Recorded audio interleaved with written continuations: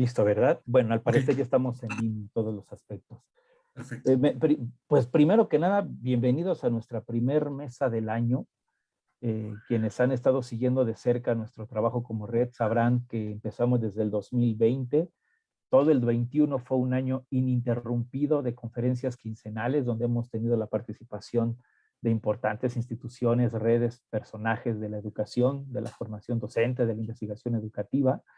Eh, Hoy estamos con Editorial Clio, que va a presentar un libro. Ahorita, para las formalidades, el compañero Napoleón Chávez, miembro fundador de esta red, les dará los pormenores.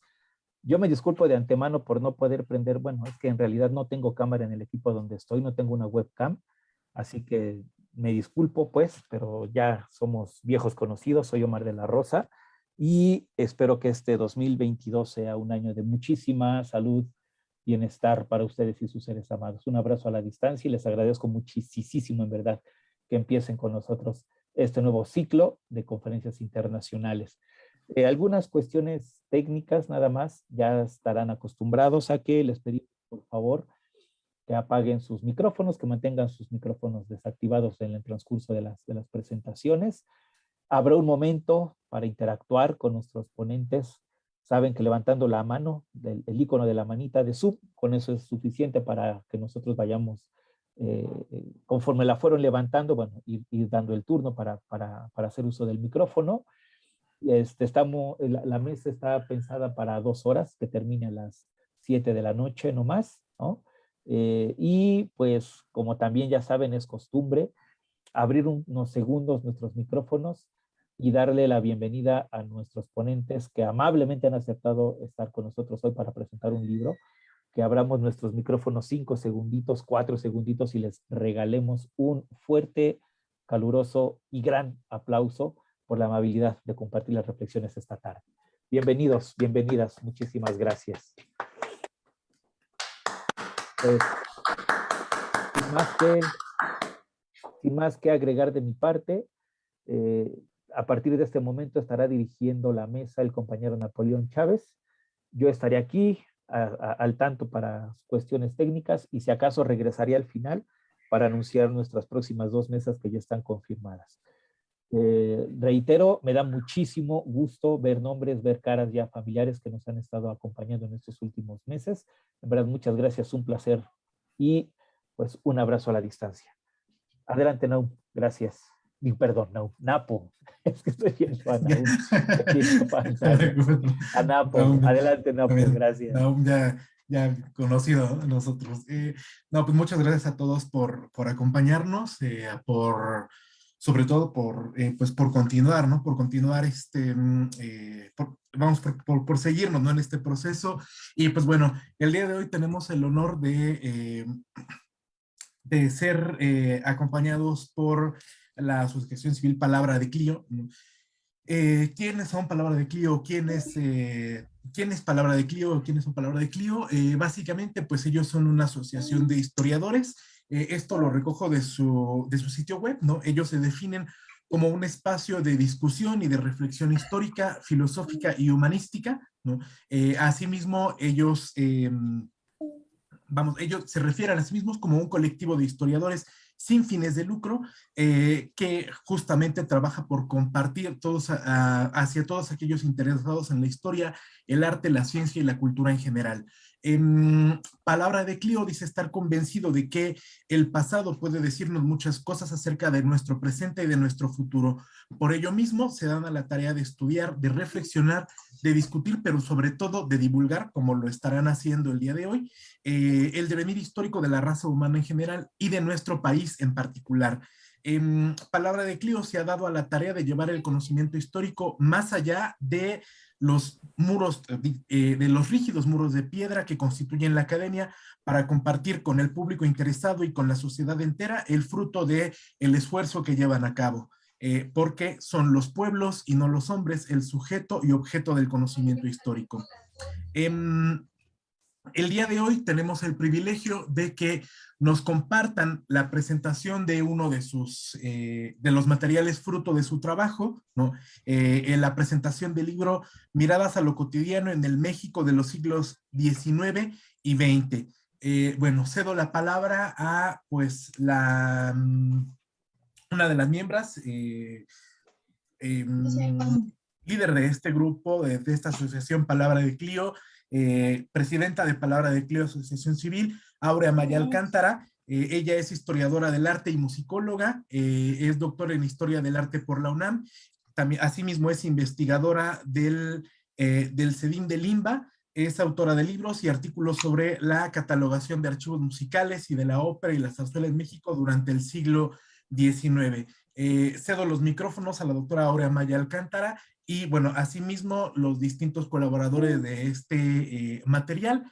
Eh, Perdón, doctora Aurea, le cedo el micrófono y, bueno, asimismo, pues, bueno, ustedes creo que tienen ya una programación de su presentación, pero bueno, tienen ustedes ya el espacio. Adelante, muchas gracias. Muchas gracias, Napoleón, por la invitación a la Red Multidisciplinaria de Educación y Formación y estamos muy contentos desde Palabra de Clio de participar en esta primera vez que hacemos nosotros en nuestras reuniones una vinculación con una red, así que estamos muy, muy contentos. Yo comenzaré sobre todo para platicarles en una primera parte, antes de presentar el libro, de qué es Palabra de Clio. Palabra de Clio, sí, efectivamente, como lo mencionaste, somos un colectivo de historiadores que nace hace 16 años y nace fruto de la amistad, cosa muy importante, de un grupo de amigos que están estudiando la licenciatura en Historia en el sistema, en el SUA, en el sistema abierto de la UNAM, ayer Filosofía y Letras, que al terminar las materias, pues se plantean de desperdigarnos o seguir juntos de alguna manera vinculados con la historia. Y finalmente deciden formar este grupo haciéndolo con sus estatutos legales, formalizando como una asociación civil y a partir de ese momento empieza una búsqueda de cómo el objetivo principal fue divulgar la historia. ¿Cómo hacer esto de divulgar la historia? Poco a poco nos fuimos integrando varios miembros, yo entre ellos, no soy miembro fundador, por supuesto, y al cabo de estos 16 años, desde mi punto de vista, me doy cuenta que una gran labor de divulgación de diferentes temas de la historia se han hecho a través de Palabra de Clio. Tenemos una sede en Coyoacán, en la Ciudad de México, y ahí nos reuníamos cada mes, cada 2 meses de forma presencial hasta que llega estos tiempos que estamos viviendo, la pandemia, que nos vinculó al Zoom, como a tantas otras asociaciones, lugares, redes. Comenzamos a vernos cada lunes. Todos los lunes a las 6 de la tarde nos hemos reunido. Ahora lo estamos haciendo cada 15 días. Precisamente un poco al principio para decir qué está pasando, qué sucede aquí, y poco a poco nos dimos cuenta de este espacio tan valioso para no solamente oír, nosotros invitamos conferencistas cada sesión que nos hablan de diferentes temas y lo que ha enriquecido nuestro quehacer. Les voy a compartir, para los que no nos conocen, tenemos una página web en estos momentos también se la estoy poniendo en el chat de Palabra de Clio, es palabradeclio.com.mx, en donde está vertido todo nuestro trabajo. Vean, si ustedes se van a la pestaña de quiénes somos, ahí está la bienvenida, que es parte de lo que leíste, Napoleón, está nuestro directorio, que cómo estamos conformados. Como es una asociación civil, es un requisito legal que haya un comité directivo. Este comité directivo se va rotando cada 2 años. Hacemos una asamblea en la que se vota para ver si estamos de acuerdo en que ese comité directivo. En este caso, para el periodo 21-23, aunque ahorita estamos en 22, estamos conformados el comité directivo por una servidora, soy el presidente, María Elena Valadez es el vicepresidente y Rafael Flores Hernández es el secretario. Pero además tenemos coordinaciones permanentes, que son también miembros de Palabra de Clio, que se han abocado a funciones en especial. Estas coordinaciones, la coordinación de comunicaciones dirigida por Viridiana Olmos, ¿qué es lo que hace? Nos manda todos los correos electrónicos de aviso. Entonces, todo, por ejemplo, yo en la mañana te pedí la liga Zoom, inmediatamente se la envía a Viri y Viridiana a todos nuestros miembros la reparte en estos correos electrónicos, y también tenemos un grupo de WhatsApp donde se da toda esta información. Silvia Siret Sáenz de Sicilia es nuestra coordinadora de relaciones. Ella es nuestro contacto con el exterior. Ella consigue nuestros ponentes, se vincula a redes y hace algo muy interesante que se llama H-Clio. Es un documento interno de trabajo en donde nos reúne información de convocatorias, conferencias, aspectos importantes, ¿no? En torno a la historia. Y nos lo manda cada 2 semanas. Y además de todo esto, tenemos algo que se llama Noticias Clio, que llega a nuestro correo todos los lunes, precisamente con información de la asociación. Todo lo que son las próximas sesiones, la redacción de un texto que está leyendo, ese lo hace José Luis Chong, que es nuestro coordinador general, y sobre algo que está leyendo, nos lo introduce e introduce motivos de discusión muchas veces y análisis que derivan en artículos, inclusive para nuestra revista. También tenemos a Marta Román del Villar, es nuestra coordinadora de becarios, porque resulta que tenemos un concurso de becas para estudiantes de historia, desde licenciatura hasta el doctorado. Y Yavín Silva Estrada es nuestro productor de medios, que a partir de la pandemia, que necesitamos, muchos de nosotros no somos tan tecnológicos, digamos, ¿no? No solamente por la edad, sino que a veces, y entonces nos hemos tenido que adentrar en este mundo de la tecnología y transmitir vía, como ahorita lo estamos haciendo, a Facebook. Nosotros transmitimos vía YouTube, tenemos un canal de YouTube, también tenemos una página de Facebook, y Yavín Silva nos hace el favor de hacer todo esto. Voy a regresar, fíjense, aquí en la misma página tenemos nuestros estatutos, que ahí cualquier persona los puede consultar, y así es, nos regimos por estos estatutos y seguimos al pie de la letra todo esto para seguir conformados legalmente. Tenemos unos asesores académicos que en su momento fueron los profesores de estos fundadores, que se vincularon, y pues desafortunadamente hemos perdido a Raúl Domínguez, el doctor Raúl Domínguez, que pues era un queridísimo miembro de Palabra de Clio. Ahora, en su honor, se llama el concurso de tesistas, doctor Raúl Domínguez, y pues son becas que tenemos. Fíjense que este año lamentablemente hubo muy pocos concursantes. La pandemia tal vez no hemos tenido un buen sistema de difusión, o los alumnos están deteniendo ay, permítanme, perdón que se oyó un ruido. No han, pues a lo mejor están deteniendo sus estudios, sus tesis, ¿no? Es muy difícil ahorita consultar con varios archivos cerrados, y pues bueno, los ganadores fueron estos 5 ganadores del concurso de tesis, y si ustedes se meten a nuestra página, ahí están todos nuestros ganadores de todos nuestros concursos de diferentes años desde que se han hecho. Otro aspecto importante bueno, regreso a la página principal, me quedé en la parte superior, vamos hacia la parte inferior, y ahí es donde tenemos nuestras publicaciones, porque una de las características de Palabra de Clio es precisamente publicar, porque es una de las mejores maneras de divulgar la historia. Nuestros más recientes libros están aquí en novedades. Hoy presentaremos Miradas a lo cotidiano en el México de los siglos XIX y XX, que yo tuve la fortuna de coordinar, pero también ya salió el libro de paisajes chinos de Freddy González, y otro libro que se llama Historia e Histeria Patria, según el cine mexicano, de Rafael Aviña, este gran crítico de cine que también es parte de Palabra de Clio y que publica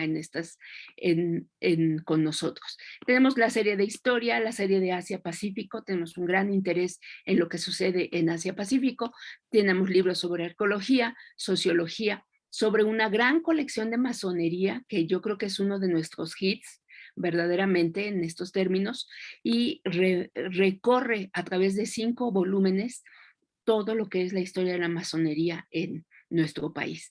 Tenemos una serie de didáctica que está encabezada ahora por el Manual del Tesista, también elaborado por Amanda Cruz, una de nuestras más reconocidos miembros de Palabra de Clio, que se dedicó a reunir, ahora sí que hacer un manual de metodología, de ahora sí que todo lo que necesita usted saber para hacer una tesis, aquí está puesto. Y de una forma muy sencilla nos va diciendo desde cómo se conforma el objetivo, las hipótesis, cómo se hacen las referencias, los diferentes sistemas, y ahí lo tenemos. Los libros sobre cine, y tenemos algunas coediciones en las que ha trabajado Palabra de Clio. Si yo le doy clic a cualquiera de estos, voy a abrir el de cine, historia e histeria patria, le doy clic y nos lleva a un PDF, porque nuestros libros son en papel, los vendemos en 100 pesos, cualquiera, ahí hay un contacto, un formulario de contacto en la misma página que nos pueden escribir para solicitarlo, o lo pueden descargar, le voy a dar clic de nuevo, y lo descargan de manera gratuita en la red, el libro completo, y lo pueden leer en PDF, ¿no? Ahí está cargándose, está tardando un poco, pero ahí lo tenemos, ahí está. Vean, con este libro está muy interesante, ¿no? Y ahí lo tenemos. Y uno puede tener la oportunidad de leerlo de forma gratuita. Regreso a la página principal de Palabra de Clio, y ya para culminar este recorrido por nuestra página, que es básicamente lo que hacemos, están divididas las diferentes colecciones, pero también tenemos una revista, la revista Diacronías. Fíjense que cuando se fundó Palabra de Clio, vino de la mano de la propuesta de una revista, y en primer lugar se hizo solo un número titulado Palabra de Clio. Después se decidió que la asociación era Palabra de Clio, era el grupo, el colectivo, y uno de sus productos era la revista Diacronías. Por eso hay dos números, uno bajo Palabra de Clio y después Diacronías. Ya tenemos 26 números, me voy hasta el último, tenemos 26 números. ¿Y de qué se conforma esta revista? Nuestro director es Raimundo Casanova, también uno de los autores del libro de Miradas a lo Cotidiano, y también se puede descargar, también se puede comprar en físico, también vale 100 pesos, un precio en realidad simbólico, es simplemente para recuperar parte de la inversión. Y Diacronías 25, que es nuestro último número, ahorita está en proceso Diacronías 26. Bueno, tenemos una diseñadora, Patricia Pérez, que nos hace todo este diseño, y Víctor Cuchí Espada, que es nuestro corrector de estilo y que trabaja con todos nuestros textos, todos para evitar para conservar la calidad pues académica, ¿verdad? ¿Quiénes escriben en Diacronías? Es un espacio abierto a todos. Generalmente escribimos los miembros de la asociación, ¿no? Tenemos una sección de ensayos, que son, si alguien se está interesado en la red, con todo gusto, son 15 cuartillas, incluida la bibliografía. En este caso, Itzel Magaña, que también es una de nuestras asesoras académicas y que a partir de la pandemia se ha vinculado con nosotros porque ella vive en San Miguel de Allende, y pues bueno, el Zoom nos ha dado esa facilidad, poder vincularnos con la gente que no vive en la Ciudad de México. Y Mario Eugenia Herrera también es un miembro destacado de Palabra de Clio, Marco Fabricio Ramírez Padilla, y también nuestros tesistas escriben en ella, ¿no? Tenemos una sección también de reseñas de nuestros libros que van saliendo, y así se conforma Palabra de Clio. Si ustedes están interesados en un artículo de 10 cuartillas, sin incluir la bibliografía, o un ensayo, el espacio está abierto, y con todo gusto ahorita al final pondremos nuestro correo electrónico para que nos escriban con todo gusto. Voy a dejar de compartir, ya les dejé entonces ahí en el chat del Zoom, palabradeclio.com.mx, es nuestra página. No sé si tengan alguna duda al respecto sobre quiénes somos y cómo funcionamos.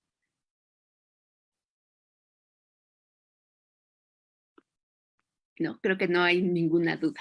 Bueno, ahora pasemos pues al motivo que nos reúne en esta ocasión, que es uno de nuestros libros más recientes, Miradas a lo cotidiano en el México de los siglos XIX y XX.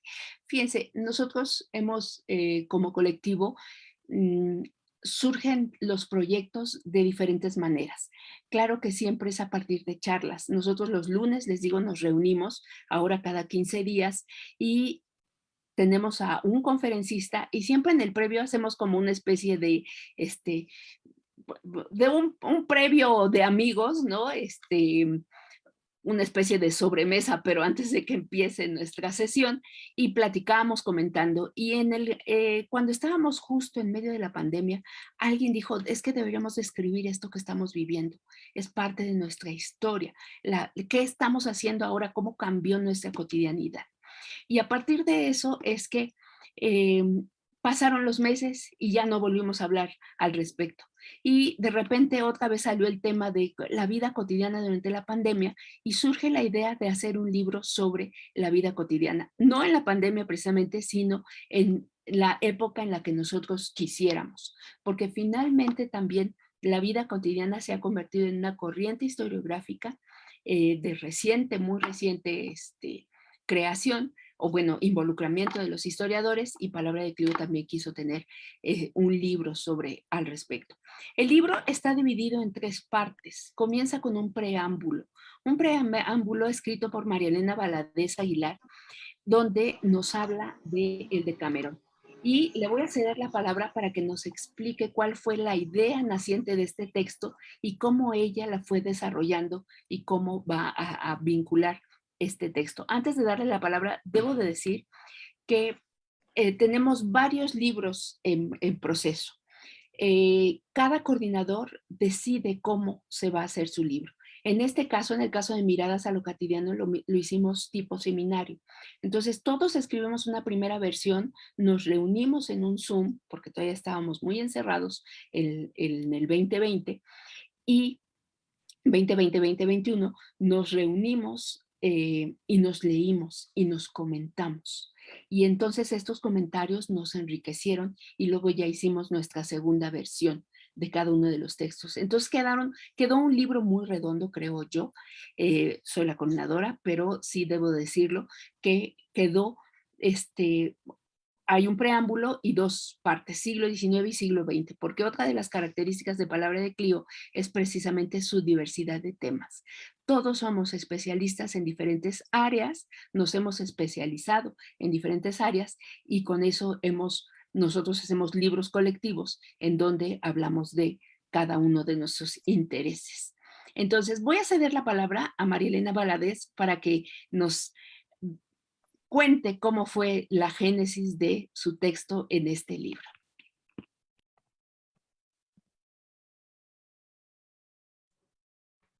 ¿Sí me escuchan? Sí, ok. Perfecto. Bueno, pues buenas tardes, agradezco mucho estar aquí. Yo soy María Elena Valadez y participé en este libro, Miradas a lo cotidiano, en el México de los siglos XIX y XX. Yo colaboré con un texto llamado El Decameron, más allá del erotismo, la vida cotidiana en el Decameron. Y bueno, yo basé obviamente este texto en una obra literaria clásica, como es el Decameron, escrito por Giovanni Boccaccio. Boccaccio, que nació en Italia, específicamente en Florencia. Él va a ser un florentino, hijo de un comerciante. Este hecho le va a ayudar no solamente a visitar todas las regiones comerciales de la época del Cercano Oriente y todas las de Europa, sino que le va a convenir porque va a tratar con todos los estratos sociales de la época. Esto le va a ayudar a escribir relatos muy completos e interesantes para su libro, que es el Decameron. Debo de decir que él, más tarde, los literatos le asignan la categoría de cuento. Él no escribió cuentos, él escribió relatos. Y fueron tan completos algunos y a la vez algunos tan largos que se les consideran pequeñas novelas por su estructura. Bueno, pues vayamos al libro.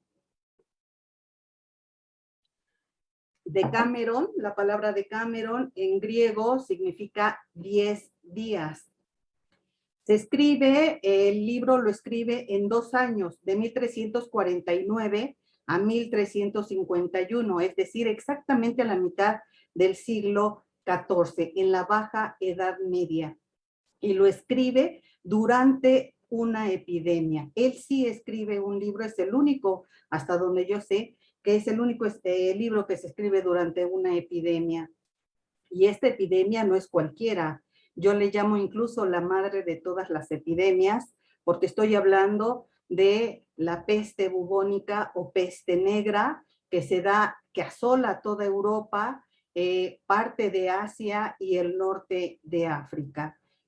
Algunos investigadores dicen que duró entre 5 y 6 años, es decir, se tiene referencia de los primeros brotes de la epidemia en el puerto de Marsella y de Nápoles en 1347 y se dice que termina en 1352, 1353, según la referencia que nosotros consultemos.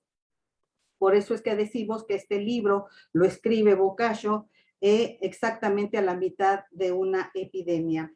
El autor va a dividir el libro en 10 jornadas, es decir, en 10 días.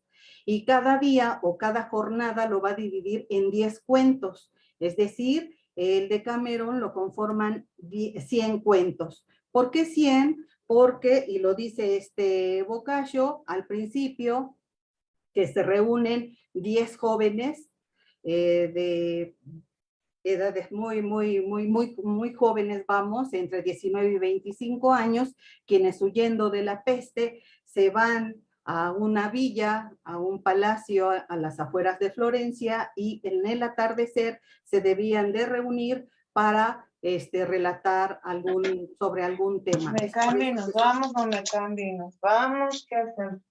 Es por eso que son 100 cuentos. ¿De qué tratan o qué narran estos 100 cuentos? Bueno, pues narran sobre el amor, sobre la sexualidad y sobre la vida conyugal de las parejas en la Baja Edad Media. Nosotros, si nos dicen la palabra Decameron y tenemos alguna idea, a lo mejor no lo hemos leído, pues siempre tenemos la idea de que es un libro erótico y sí, efectivamente lo es. Pero más allá del erotismo, y de ahí el título de mi texto, más allá del erotismo, nosotros podemos observar, o Boccaccio nos permite asomarnos a las alcobas de estas parejas burguesas del siglo XIV, de estas parejas bajomediales, y nos permite observar no solamente la vida privada y doméstica de ellos, sino de manera alterna o de manera paralela, nos deja ver estos círculos de sociabilización. Es decir, estos espacios públicos en donde se desarrollaba realmente la vida doméstica, la vida pública en ese tiempo. Y entonces nos relata la vida donde se llevaba a cabo esta vida y nos relata lugares como por ejemplo las tabernas, las taonas, los claustros, los atrios de la iglesia, las plazas públicas, en donde la vida cotidiana transcurría en la Europa mediterránea del siglo XIV. Y entonces, de esta manera, nosotros damos cuenta de cómo vivían, cómo pensaban, a qué se dedicaban la gente en la Edad Media. Por otro lado, el Decameron se escribe, como les había dicho, a mediados del siglo XIV y durante la formación o desarrollo de las ciudades medievales, de las ciudades en la Edad Media, en la Baja Edad Media, al final de la Edad Media, y cuando los guerreros, la clase o los estratos de los guerreros y de los religiosos ya no tenían un dominio total, sino van a ser los comerciantes. Y con ello trae consigo el ascenso de una clase social importantísima como es la burguesía. Por eso es que algunos medievalistas nos dicen, Boccaccio nos habla de la vida de jóvenes burgueses, pero a la vez de que nos habla de la vida amorosa, nos habla de la vida cotidiana, del tiempo que les tocó vivir. Y es así como en numerosos cuentos nosotros leemos palabras como aduanas, mercancías, precios, libros de cuentas, etcétera, en donde nos narra el comercio tan activo que se llevaba a cabo desde el lejano oriente con la ruta de la seda, con todos los productos que traían en la ruta de la seda, y que en este caso no trajo solamente productos, sino trajo la peste que venía de Asia, y hasta a lo largo y ancho de Europa hasta la península ibérica. Otra situación que me gustaría comentar aquí y que se destaca en el Decameron, muy interesante, es la situación desfavorable y en desventaja que tenía la mujer. Eso nosotros lo sabemos, Boccaccio lo relata, y al mismo tiempo que nos dice todas las actividades que llevaban a cabo las mujeres, lejos de pensar que ellas no se dedicaban a tantas cosas, ellas siempre estaban ocupadas, tanto las mujeres de la élite como las mujeres de los estratos más bajos, se les asignaban tareas de acuerdo a una supuesta debilidad física, que no por eso los trabajos eran menos pesados. Y es así que nosotros leemos a mujeres que se dedican no solamente a la parte doméstica y de la cocina, sino se dedicaban, por ejemplo, a salar la carne, a la limpieza de las bodegas, de los graneros, pero sobre todo a traer el agua hacia sus casas. Recuerden que en ese tiempo obviamente no abrían la llave y podían tomar el agua, sino tenían que caminar bastante a las plazas públicas donde se encontraban las fuentes, a los pozos colectivos o comunes en donde la tenían que acarrear. Pero de manera paralela, nosotros podemos leer, gracias a Boccaccio, y es particular lo que él hace y lo que él escribe, que la mujer de ese tiempo vive una sexualidad con cierta autonomía, con cierta independencia, situación que se va a perder siglos después. Y muestra de ello son los registros que hay, el número de registros que hay de amancebamientos y concubinatos en el siglo XIV que en el siglo XVIII. Hay mucho menos en el siglo XVIII, y no es porque hayan desaparecido o ya no lo ejercieran. Y estos concubinatos registrados en el siglo XIV eran totalmente abiertos, aceptados. En el siglo XVIII se van a ocultar muchísimo más. ¿Por qué? Por una cuestión de señalamiento social hacia la mujer. Otra cuestión que me gustaría también destacar es que así como las mujeres fuimos invisibilizadas como grupo social ante los ojos de la historia, hubo otros grupos sociales que lo fueron aún más. Y estoy hablando de los niños, quienes ni siquiera tenían una identidad propia, ni siquiera en algo tan cotidiano, hablando ahorita de vida cotidiana, ni siquiera en algo tan cotidiano como es la indumentaria o el vestido. Y bueno, Boccaccio da cuenta de eso, y en 100 cuentos no se nombra a ningún niño. Si acaso se llega a mencionar en muy pocos cuentos a un adolescente. Él le llama mancebos, pero en ese tiempo a los mancebos se les designaba a los jóvenes veinteañeros, de más de 20 años. Finalmente, quiero terminar mi participación diciendo que Boccaccio nunca quiso escribir un libro sobre la epidemia que le tocó vivir. Muy por el contrario, él quería que se olvidara de esta terrible situación de muerte, de desolación, de epidemia, de enfermedad, y que se regocijara la gente de su tiempo, primero con el amor, con lo que le ofrecía el mundo y con la vida misma. ¿Y cómo no iba a ser así si históricamente la peste bubónica, la peste negra, 1350, marca una inflexión en la historia, marca un antes y un después en las costumbres, de la vida europea occidental. Muchas gracias. Muchas gracias, Marilena Valadez, por tu espléndida explicación de la importancia del Decamerón, ¿no? No solamente para y que está contenido precisamente en este libro, entonces quien le interese, y por eso fue nuestro preámbulo, como algo que estamos viviendo hoy, ya lo habían vivido Boccaccio y no lo había hecho literatura. Entonces, de ahí la importancia del texto de María Elena Valadez para preámbulo de este libro sobre historia de la vida cotidiana. Les decía hace un momento que lo habíamos dividido en 3 partes, el preámbulo y después el siglo XIX. Con el siglo XIX comienza con un texto de mi autoría titulado Los conciertos en Palacio, usos y costumbres en el Segundo Imperio Mexicano. Pues bueno, yo les diría, ¿cómo nos divertimos antes de la pandemia? ¿Cómo nos divertíamos? Pues poníamos la televisión, el internet, el Netflix, íbamos al cine, al teatro, íbamos a comer a un restaurante, ¿no? Nos íbamos a tomar un helado. ¿Cuántas formas de diversión teníamos que hoy estamos recuperando, ¿no? En esta nueva normalidad que le llaman. Bueno, en el siglo XIX, cuando llegan Maximiliano y Carlota, ¿qué es lo que hacen? ¿Cuál era la principal diversión en el siglo XIX? El teatro. Iban al teatro a ver drama, comedia, ópera, sobre todo, zarzuela, ya hacia fines del siglo XIX, ya en tiempos ya de finales del Porfiriato. Había funciones diario y entonces la gente a veces había a las 4 de la tarde, 8 de la noche, y esa era la diversión principal. Estaban las carreras de las corridas de toros, también las peleas de gallos, pero eran otro tipo de diversiones. Cuando llegan los emperadores Maximiliano y Carlota, incorporan algo diferente: los conciertos en la corte, los conciertos en palacio.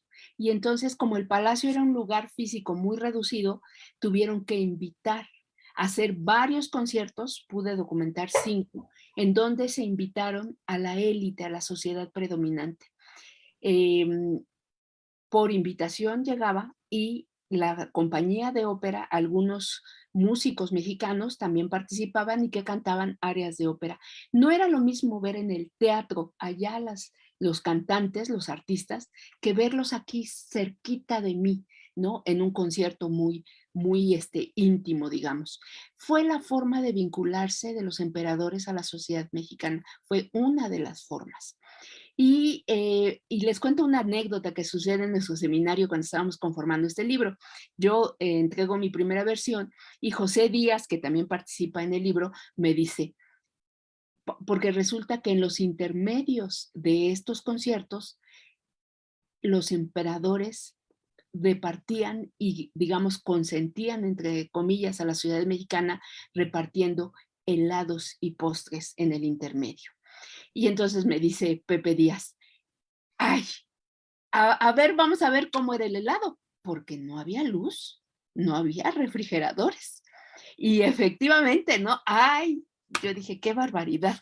Pues tengo que explicar cómo era esto, ¿no? Y cosa que fue algo muy interesante, que sí había helados e iban a traer la nieve del Popocatépetl, lo metían en botes, como están los heladeros luego que pasan por nuestras casas, en botes con sal, porque conserva lo frío, y así lo recogían al mediodía y lo traían para que a las 6, 7 de la noche estuviera, y el hielo lo mezclaban con fruta y miel, y eso era el helado de ese entonces. Entonces, detalles interesantes que ustedes como lectores de este libro van a poder encontrar. Ahorita también les pongo la liga del libro para que si quieren descargarla. Y pues bueno, ahí los conciertos de Palacio hubo 5. Al momento en que empiezan los problemas con los emperadores, dejan de hacer estos conciertos. Cuando decae el apoyo, pues que cesan estos conciertos. El siguiente texto que tenemos se llama Educación y vida cotidiana durante el Porfiriato, las escuelas primarias en el Distrito Federal, de Leslie Teresa Mercado Revilla, que aquí está y que nos va a presentar su texto. Leslie, tienes la palabra.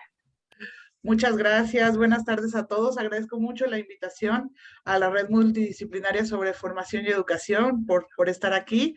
Y bueno, yo vengo a compartirles un texto que hice sobre la vida cotidiana durante el Porfiriato. Voy a compartir pantalla. Ahí vamos. Y bueno, les voy a platicar por qué me interesó abordar la educación. Yo soy de formación también pedagoga. El periodo del Porfiriato es un periodo muy rico para la pedagogía.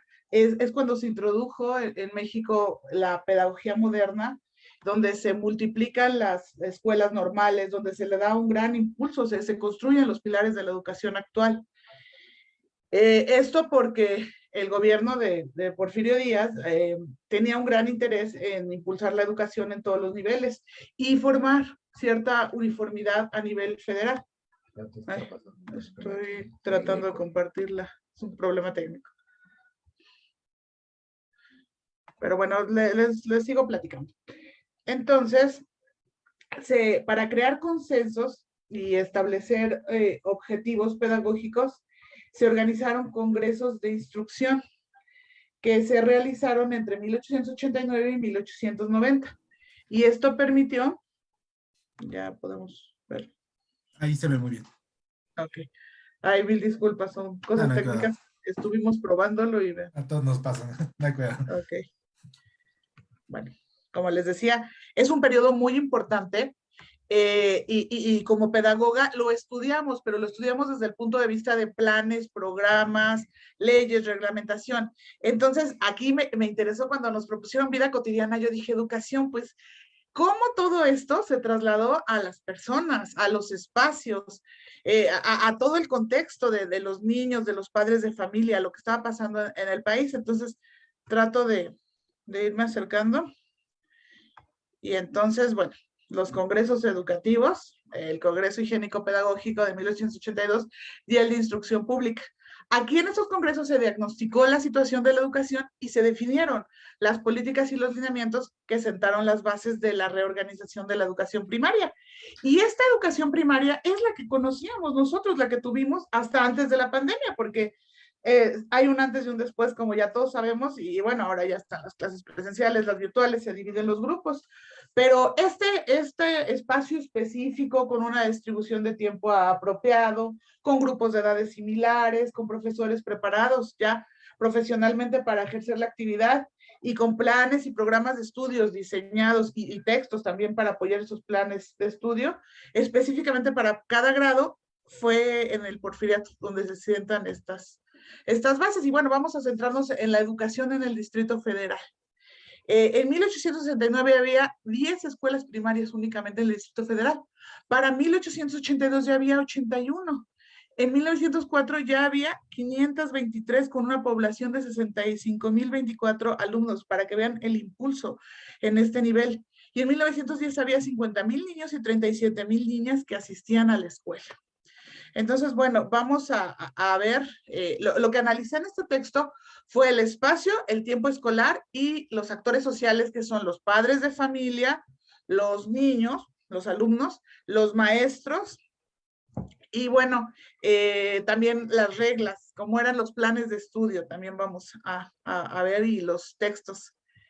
El espacio escolar, bueno, las escuelas urbanas, porque son diferentes. En la Ciudad de México, bueno, en el Distrito Federal en esa época, había escuelas urbanas y rurales. También nos vamos a centrar en las escuelas urbanas.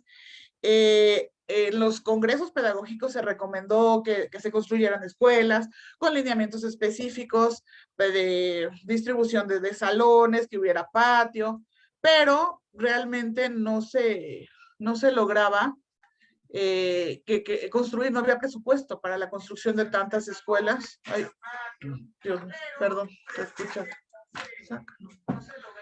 Entonces, estas escuelas se adaptaban en vecindades.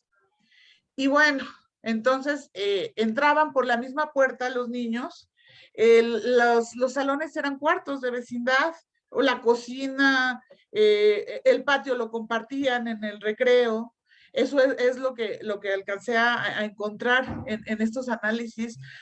María Eugenia Chaúl hace grandes análisis de cómo lo urbano, de cómo se van estos espacios, se van distribuyendo para los niños y cómo se van adaptando para la educación primaria. Y entonces, bueno, vemos que los niños conviven. A veces salen al patio a jugar, a veces ni siquiera los dejan salir al patio porque están todos los vecinos.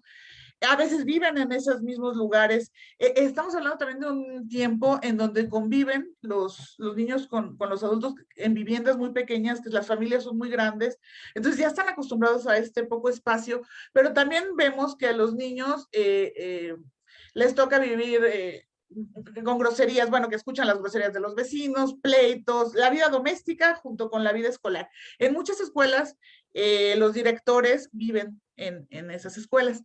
Pero bueno, más allá de esto, de que se tuvo que adaptar, la escuela se convierte en un símbolo, que eso no sucedía antes. Aquí ya es un referente para los lugares, para las colonias, los municipios. Ya antes nada más la botica, la iglesia, aquí ya la escuela también empieza a ser un referente. Ya también las adornan, ya tienen su bandera de México. Entonces, bueno, este es el orden y la organización que se va llevando. Por ejemplo, los baños no les... una población de 200 niños y hay 5 baños, entonces pues era muy difícil ir al baño. Decían que también había escuelas nocturnas que se compartían con escuelas primarias diurnas de niños, y muchas niñas se infectaban con enfermedades venéreas de los que iban a las escuelas nocturnas. Había un vaso de agua de peltre por salón, y entonces, bueno, el agua tampoco era potable y tomaban el agua los niños y bueno, no se hidrataban bien, pero así empezaron, hasta que, bueno, se lograron construir muchas más escuelas y hubo un mayor orden. En las colonias que se construyeron ya durante el Porfiriato, ahí sí se construía ex profeso la escuela y bueno, había mayor orden y prestigio, pero se quería que la escuela se diera a notar. Esto es muy importante. El tiempo escolar. El año escolar duraba 10 meses y la enseñanza primaria se dividió en elemental, que duraba 4 años, y la superior, que duraba 2 años. Eran los 6 años de la primaria, pero tenían distintas reglamentaciones y distintos horarios. La jornada escolar, esta se estableció en 1887, y bueno, la primaria elemental, cada clase, cada materia duraba 20 minutos. El primer grado iba de 9:30 a 11:30, segundo grado de 9 a 12, tercer grado de 8:30 a 12, cuarto grado de 8 a 12, y bueno, por la tarde asistían todos de 15 a 17 horas. En la primaria superior ya duraban las clases 40 minutos y los niños asistían de 8 a 13:45 y luego se iban a comer a sus casas y regresaban de 14:45 a 17 horas. Se asumía que muchos niños no desayunaban, entonces era importante que fueran a tomar sus alimentos. Se pidió un presupuesto para dotarlos tanto de vestido como de alimentos, pero se les vendían alimentos a precios bajos, porque se estableció que no se le debería de dar nada gratuito, sino que a precios bajos se les daba su ayuda de alimentación. Los planes de estudio, se les enseñaba lengua nacional, aritmética, nociones de ciencias físicas, de ciencias naturales, de geometría, de historia patria, geografía, instrucción cívica, dibujo, canto y gimnasia. Aquí se peleó por la igualdad, para que se les diera el mismo contenido, porque había escuelas de niños y niñas, que se les diera el mismo contenido a los niños que a las niñas. En lo que se diferenciaba a veces era en que a las niñas se les daba costura y a los niños se les preparaba en algún oficio diferente, pero se trató de que las materias fueran iguales. La lengua nacional era la más importante, había cartillas y silabarios, y de esas se les daba a diario y había mucho hincapié en que la aprendieran. También había en algunas escuelas opción de aprender inglés y francés, pero no era obligatorio.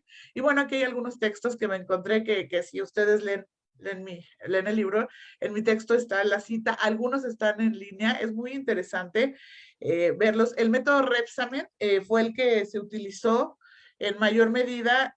Se dice que se escribieron, por acá tengo el dato, más libros en este periodo que en los 3 siglos anteriores, que se publicaron más libros de texto en este periodo que en los 3 siglos anteriores. De hecho, eso lo dijo Repsamen. Entre 1890 y 1900 se publicaron más textos. El niño ciudadano, los libros pretendían hacerles conciencia patria, conciencia cívica a los niños, de ser buen ciudadano, de que el gobierno también tenían obligaciones con el gobierno, pero que el gobierno también les estaba dando oportunidades. Este libro Frascuelo es con el que se le enseñaba la ciencia a los niños. Y entonces, pero también tiene contenido moralizante, entonces es como un preceptor con su alumno que les va haciendo preguntas y van avanzando en el conocimiento científico. Se quería que los niños tuvieran prácticas científicas, entonces se les ponía a sembrar, se les ponía a observar los fenómenos naturales. Y entonces era muy, muy práctica la enseñanza. Y bueno, los maestros se profesionalizaron a partir de este periodo. Antes, cualquiera que adaptara su casa decían las viudas, las beatas quedadas, el abogado que no tuvo casos, el ingeniero que no tiene ingenio. Cualquiera podía dar clases y la figura del maestro no era reconocida. Entonces, a partir de este periodo y de que empieza las normales, se le da el impulso a las normales, ya la figura del maestro empieza a ser conocida y valorada y respetada. Ya era el doctor, el maestro y el sacerdote, ¿no? También ya los maestros tenían opinión y ellos también, sobre todo los de las ciudades, empezaron a pulir su apariencia y hacer figuras de respeto, a dar consejos. No había capacitación, entonces lo que he encontrado es que se capacitaban entre ellos, que los municipios, o en las cabeceras municipales o en grupos, como se iban pudiendo reunir, unos capacitaban a otros, ¿no? Hasta que después, bueno, entraron a las normales y hubo una mejor capacitación. Entonces, bueno, aquí tenemos algunas fotos. Las conferencias pedagógicas se establecieron en algunos estados, esto me parece interesante, en el Distrito Federal no he encontrado el dato exacto, pero era para instruir y capacitar a los maestros en activo y se reunían y exponían los temas y entonces iban formando nuevos maestros. Y bueno, los alumnos. ¿Quiénes eran los alumnos? Bueno, muchos eran niños de escasos recursos que asistían a clases, pero también trabajaban como mandaderos, como voceadores, como cargadores en los mercados. Los papás no tenían el compromiso real de mandarlos a las escuelas porque preferían que ayudaran en casa, porque la economía lo necesitaba. Entonces, también había problemas de salud en los niños. Muchos niños tenían piojos, tiña, verrugas, pero también se enferman con frecuencia de fiebre, sarampión, escarlatina, difteria. Aquí tengo unos boletines que encontré de instrucción pública. En 1909 que se asentó que el 20.14% del alumnado sufría enfermedades de la piel, el 12% padecimientos de la boca, el 11% de los ojos. Entonces, había muchos niños que se enfermaban y también por eso había mucha inasistencia, porque los papás decían, no, mejor aquí ni se enferma, aquí está más sano. Y bueno, las condiciones también, como ya vimos, de las escuelas, pues no eran las más higiénicas. Y bueno, encontré que para los niños era importante ir a la escuela porque la vida adulta llegaba demasiado rápido. Entonces, esto de convivir con sus iguales y no tener la actividad doméstica, sino poder jugar, poder aprender, poder tener un libro, les beneficiaba ser niños. Se descubrió que se descubrían como niños, como aparte de los papás de los adultos. Bueno, ahí hay unos niños del periodo. Y los padres de familia.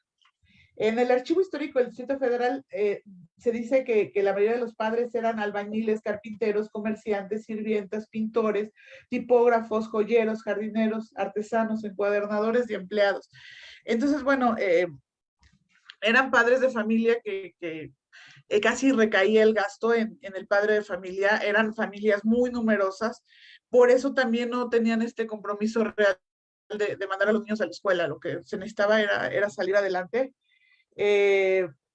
Como ya les dije, tenían miedo también de los contagios. Y bueno, había otro grupo de padres de familia que también surge en este periodo donde se vuelven ya más activos en la vida escolar y entonces empiezan también a participar, hay comités de padres de familia que apoyan, entonces bueno, hay contrastes también en esto. Ya casi terminamos porque hay poco tiempo, pero sí les quise platicar a grandes rasgos cómo lo que fui encontrando, los hallazgos sobre esta cotidianidad. Las reglas y la disciplina, aunque no lo crean, desde esa época se pedía que no hubiera castigos físicos.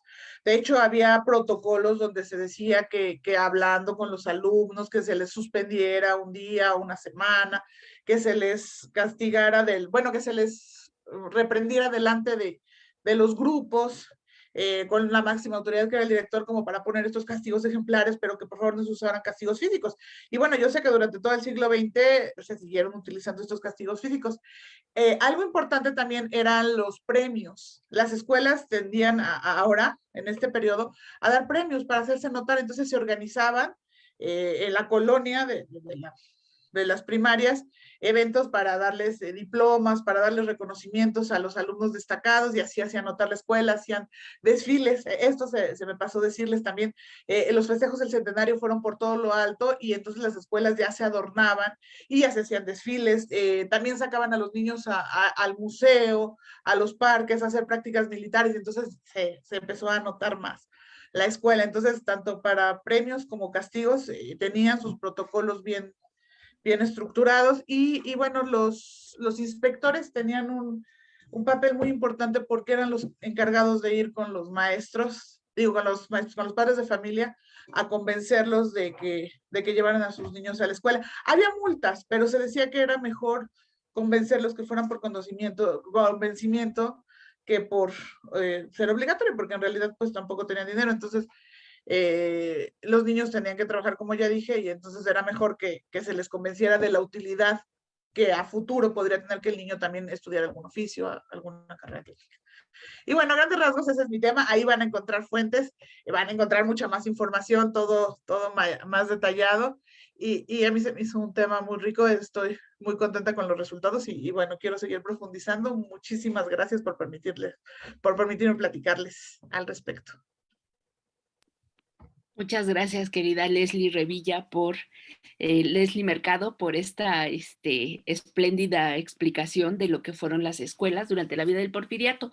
Fíjense que después en nuestro libro vienen 4 capítulos. Voy a leer Soldados en las aulas, la dinámica social en el colegio militar, de Miguel Ángel Torres Hernández, que me parece que anda por aquí, pero que me dijo que prefería que habláramos en general de su texto. Es un texto muy interesante.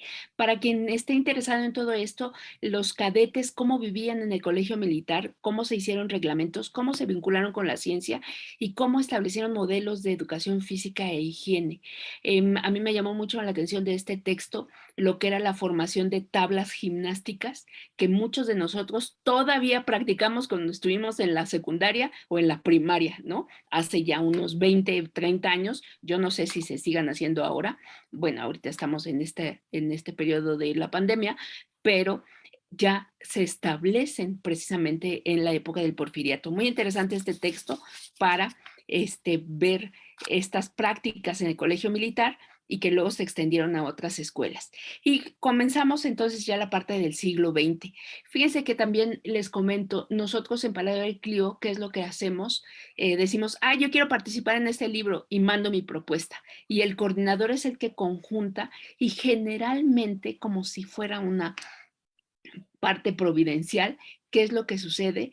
Que se van acomodando los temas en una unidad temática, digamos, en este caso la vida cotidiana, pero cómo vamos avanzando en el transcurso de los siglos de la historia de México. Y entonces, para iniciar el siglo XX, inicia con un texto de nuestro querido Raimundo Casanova Ramírez, que también es director de la revista Diacronías, y escribe: Viva Cristo Rey, la vida diaria de los cristeros.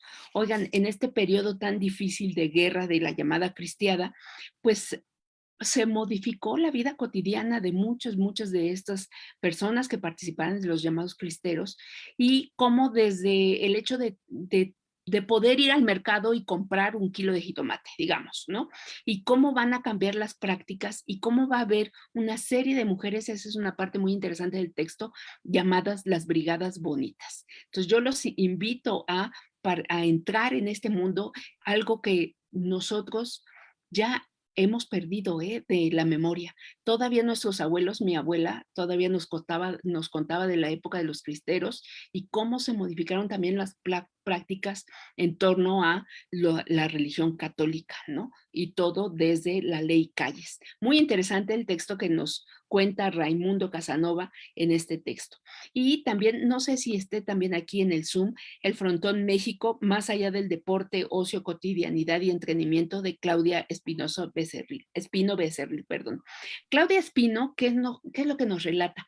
La historia del Frontón México. Claudia ya fue, eso tampoco no lo dije, nosotros vamos rotando el comité directivo cada 2 años y los presidentes se van convirtiendo en presidentes honorarios. Es un grado de mucha consideración en nuestra asociación, porque 2 años destinan parte de sus actividades a fomentar la difusión de Palabra de Clio. Debo de decir también que nosotros no recibimos un sueldo, es una asociación sin fines de lucro y los 100 pesos de los libros son simplemente una recuperación de la inversión y todos trabajamos por amor a la historia. Eso es algo muy loable en nuestro colectivo. Claudia Espino entonces nos narra esta idea del Frontón México desde el edificio Art Deco que se configura hasta la sociedad que va a entrar. Ahí vemos la fundación del PAN, del Partido Acción Nacional, a través de estas prácticas cotidianas y cómo se van a vincular, cómo se introduce el juego, también es muy interesante. Y de la mano del juego, también ahí en el frontón, pues se podía beber y comer.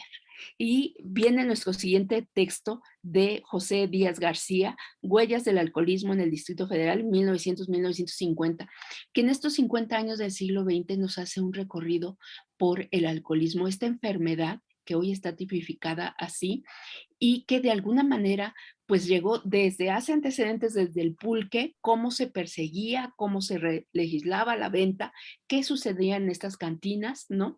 Y hasta el consumo del alcohol, hasta llegar a la creación de grupos como Alcohólicos Anónimos que sirven precisamente para la pues, prevención y para la ayuda de estas personas que no pueden contener pues el beber tanto, ¿verdad? Después viene un texto que a mí también me parece maravilloso, porque me recordó mucho lo que nos contaba mi mamá en sus andanzas por la vida nocturna, allá en su juventud con sus hermanas. Y eso que contaba mi mamá del Waikiki, que se iban y que rezaban y que las regañaba su papá, el abuelo, con el texto de Yavín Silva, me hizo mucho eco y me completó la historia. Yavín nos titula su texto Al son de la noche, vida nocturna en la Ciudad de México, 1940-1980, y está aquí para que nos hable de su texto. Yavín, tienes la palabra. Muchas gracias, mi querida Aurea. Muchas gracias, compañeros, a todos los asistentes a esta reunión de Zoom, a la red multidisciplinaria sobre formación y educación. Muchísimas gracias por el espacio para la presentación de este libro. Y bueno, les voy a compartir pantalla. A ver, aquí está.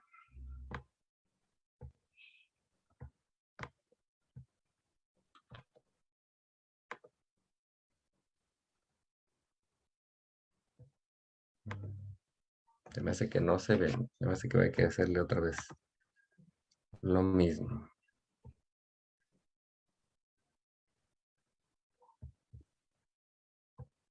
En lo que se comienza a ver la presentación, ya voy a interrumpir un momento. Ahí se ve. Ahí se ve, sí, falta para la pantalla completa. Esta es la portada de nuestro libro que tan amablemente la puso Yavín en su presentación y debo decir que es una fotografía de María Elena Valadez, que ella salió en plena pandemia cuando estábamos en el confinamiento así súper fuerte. Ella salió en su automóvil y porque dijo, tengo que ir a darme una vueltecita y ¿qué hizo? Se puso a fotografiar la Ciudad de México. Tiene un tesoro de fotografías, Mariana Valadez, en tiempos de una Ciudad de México. Ese es un domingo a las 6 de la tarde en la calle de Madero. Solitaria por completo, ¿no? Cuando estábamos ahí en el primer confinamiento. Entonces, por eso es la portada de nuestro libro y lo explicamos ahí adentro. Ahora sí, Yavín, gracias. Tienes la palabra. Gracias, chicos. Gracias a ustedes. Gracias, Aurea. Y bueno, el artículo que me toca platicarles hoy, que tuve el gusto de realizar para este libro, se llama Al son de la noche, vida nocturna en la Ciudad de México, de 1940 a 1980. Y bueno, como antecedentes, pues tenemos al fin de la Guerra de Revolución, con un país pues prácticamente en ruinas, que comienzan a tratar de levantar pues Adolfo de la Huerta, Plutarco Elías Calles, Álvaro Obregón, que fueron las presidencias que siguieron, y al final de la década de los 20, pues se da, como bien lo mencionaba nuestro querido Ray, la Guerra Cristera, ¿no? O sea, otra vez, el conflicto seguía, el país estaba convulso todavía. En la década siguiente llega en el 34 Lázaro Cárdenas, y Lázaro Cárdenas comienza a darle un impulso, digamos que muy importante a todo lo que es la industrialización del país. Se tienden vías de tren, se hace la famosa expropiación petrolera, y entonces ya entramos a la década de los 40 con Adolfo Ruiz Cortines, y comienza entonces la migración masiva del campo a la ciudad. Había mucho trabajo, se comenzaban a hacer carreteras. Aquí está, sí. Comenzó un camino hacia la industrialización. Porque sobre todo por la política de sustitución de importaciones que llega de la mano de la Segunda Guerra Mundial. Entonces, muchos elementos que no se estaban produciendo en México se comienzan a hacer fábricas para producirlos porque Estados Unidos deja de hacerlos. Entonces, comienza este boom de la migración hacia la ciudad, y también comienzan a cambiar pues todas las costumbres de entretenimiento, ¿no? Aquí vemos algunas cantinas, algunos bares, por ahí de 1940, y todas estas formas de entretenimiento también comienzan a cambiar con la masificación de la población. La capital comenzó su desarrollo y áreas consideradas afueras, o sea, ya comenzaron a poblarse. La mancha urbana comenzó a extenderse, y se comenzó una transformación de las relaciones sociales con el consecuente cambio en los servicios de entretenimiento. Y bueno, en la colonia Guerrero era donde por aquella década de los 40, era donde se concentraban pues estos lugares de entretenimiento nocturno, como fueran teatros de carpa, cantinas, salones de baile, como aquí les pongo el Salón México. También es interesante conocer que había la famosa Casa de la Bandida en estos años de crecimiento económico. Esta casa fue, esta casa fue de muy, muy alto postín, era propiedad de la esposa de un famoso general villista, Francisco Hernández el Bandido, y funcionó entre los años 40 y 50. En este lugar se daban cita distinguidos miembros de la sociedad de la época, autoridades del ejército, altos funcionarios del gobierno y del ámbito político, empresarios, integrantes de la élite cultural y artística del momento. Se dice que era una residencia amplísima, funcional, limpia, con comedor, muy elegante, muchas cocineras, músicos, cantantes y 100 hermosas mujeres de planta, y más o menos de precio de 10,000 pesos diarios en los años 40. Un lugar protegido por personajes influyentes en el gobierno que la hacían prácticamente intocable. En 1900, como dato, en 1938 el número de lugares como cantinas, bares y centros nocturnos registrados era de 2,626, y para 1944 ya había casi el doble, 4,618. Y bueno, la industria que comenzó a crecer, pues fue la industria del cabaret. Comienzan a desaparecer las carpas que están siendo sustituidas por otro tipo de espectáculo, que fue el cabaret. A pesar de que estaba escrito en la ley que las mujeres tenían prohibido trabajar en lugares donde se expendía alcohol, en la realidad se fungía en estos lugares como meseras, bailarinas, cantantes, acompañantes, ficheras, prostitutas e incluso empresarias.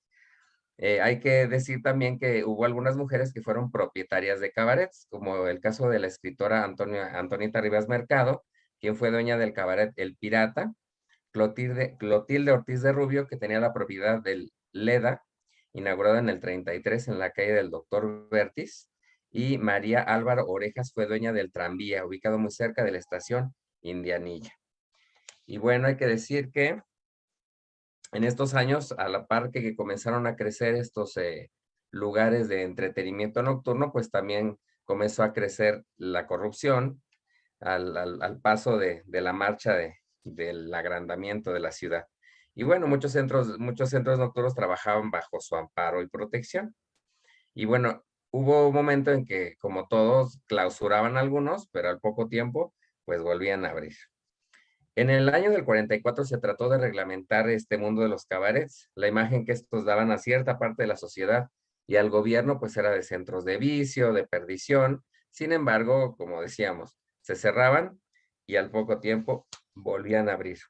Con la llegada de Miguel Alemán, que abarcó su periodo de presidencial del 46 al 52, el turismo comenzó a tener un decidido impulso y crecieron todavía más los lugares de entretenimiento.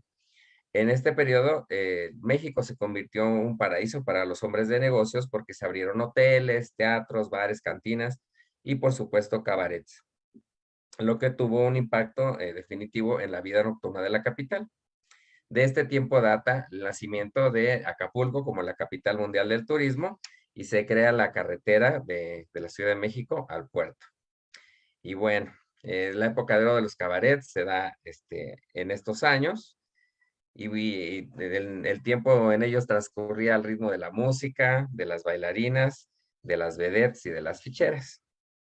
Y bueno, les voy a nombrar algunos famosos. Bueno, ya me han comentado algunos compañeros de otros que me faltaron en esta lista, pero bueno, entre los cabarets de la capital, los de más alto postín eran Río Rosa, Ciros, el Capri, el Patio y el Waikiki. Les seguían otros como el Barba Azul, el Burro, el Tío Sam, el Infierno, la Gloria, el Ratón, el Mocambo, la Lechuza, el Molino Rojo, la Parranda y el Rodeo, estos por el rumbo de la Colonia Obrera. También estaban el Savoy, el Leda, Pajaritos, el Agua Azul, Cancán, Bombay, Monte Albán, London, Klondike, Imperio, Babalú, La Conga, la Michoacana, Olímpico, Atzimba, la Tapatía, el Ángel Negro, la Malagueña o Manolín, el Club Verde o el Cuba Libre. Eran auténticas fábricas de dinero. Y cito un texto que dice: ahí se quedan las medias para la hermana, los zapatos para la mamá, los libros para los niños, la raya de la semana, el diario de la señora y la renta de la casa. Y bueno, por su abundancia se establecieron leyes para reformar su funcionamiento, pero en los hechos, los más grandes, los más importantes fueron los que finalmente aprovecharon, porque muchos pequeños pues tuvieron que cerrar o tenían que dar mordida para mantenerse. Y les voy a leer una memoria, bueno, un escrito que en sus memorias, Margo Su, una chica que fue vedette en un cabaret, anotó, y dice sobre el cabaret Waikiki: a partir de las 9 de la noche aparece el cabaret Waikiki, con sus letreros de gas neón rojo y angostas puertas del mismo color. Desde muy temprano acuden a él muchachas porque si no, no hay vale para la cena. Están maquilladas excesivamente. Las de la Guay entran al cabaret como en su casa. Se saben las mejores. El español Negreira acomoda las mesas.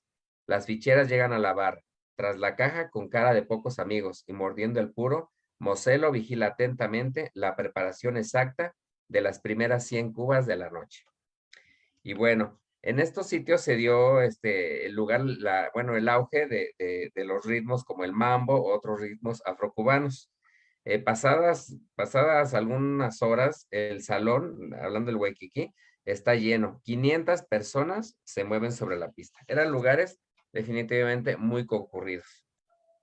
Y bueno, el arribo de Tongolele a la escena de los cabarets fue todo un acontecimiento. Llega en 1948 y crea un estilo de bailar nuevo, inesperado, con poca ropa y sugerentes movimientos de cadera. Un éxito en taquilla, pero es más que eso, es origen y pretexto de un debate sobre la moralidad y las buenas costumbres. A partir de su enorme éxito, los cabarets tendrán como show principal a un sinnúmero de bailarinas con un nombre exótico, con shows cada vez más atrevidos y únicos.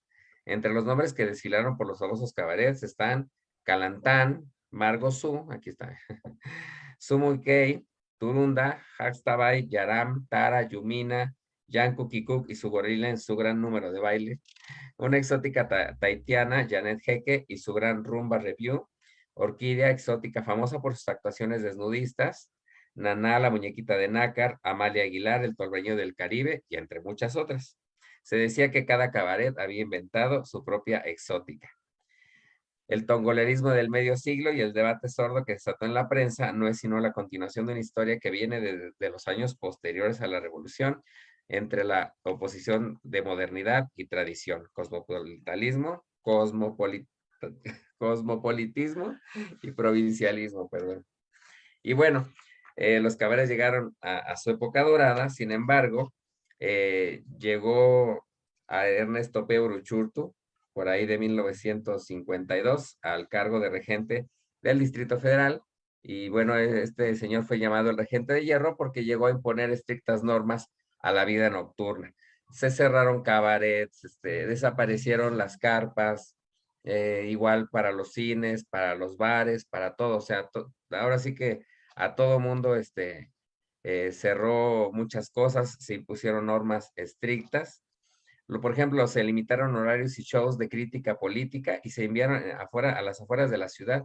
Su censura se aplicó también a teatro, cine y televisión. Por estos años, en el 54 fue cuando fue cerrado el Waikiki. Y bueno, una gran proporción de los centros nocturnos de la Ciudad de México cerró entre los años del 57 al 63. Y bueno, después de esta década y del auge bueno, digamos que del auge y del declive de los cabarets, llega para los años 60 la aparición del rock and roll, ¿no? La llegada del rock, definitivamente con los Beatles y toda la influencia que trajo a nuestra ciudad.